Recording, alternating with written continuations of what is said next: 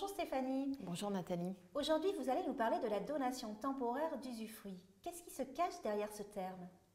Alors la donation temporaire d'usufruit, c'est par exemple, vous êtes propriétaire d'un appartement que vous donnez en location. Vous pouvez très bien faire donation de cet appartement en vous réservant l'usufruit, c'est-à-dire la jouissance du bien, donc vous pouvez percevoir les loyers. Donc ça, c'est la formule classique de transmission de patrimoine.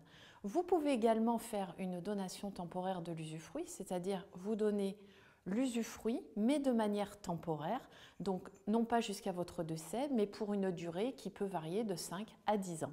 Stéphanie, dans quel cas utilise-t-on cette donation temporaire d'usufruit? On peut utiliser la donation temporaire d'usufruit effectivement de plusieurs façons. La première, c'est par exemple lorsque vous êtes redevable de l'impôt de solidarité sur la fortune, vous pouvez faire une donation temporaire de l'usufruit. Ça vous permet de faire sortir le bien de votre patrimoine et donc de payer moins d'impôt de solidarité sur la fortune. L'autre possibilité est par exemple, vous êtes propriétaire d'un immeuble.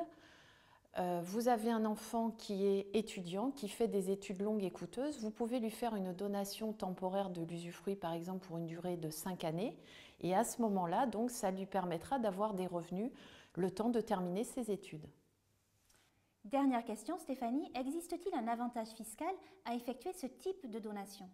Alors bien évidemment, il existe un avantage fiscal à faire ce type de donation, puisque contrairement à la donation classique où l'usufruit va être évalué par rapport à l'âge du donateur, là on va appliquer un forfait de 23%. Donc prenons un exemple, vous êtes propriétaire d'un immeuble évalué en pleine propriété à 200 000 €, donc vous voulez faire une donation à votre fils par exemple pour une durée de 5 années, donc on va appliquer les 23% sur ces 200 000 €. Donc vous allez faire une donation d'usufruit qui va être évaluée à 46 000 €. On va appliquer à ce moment-là l'abattement fiscal en ligne directe de 100 000 €, donc vous ferez une donation en franchise de droit, donc vous n'aurez absolument pas de droit de donation à payer donc en utilisant cette formule.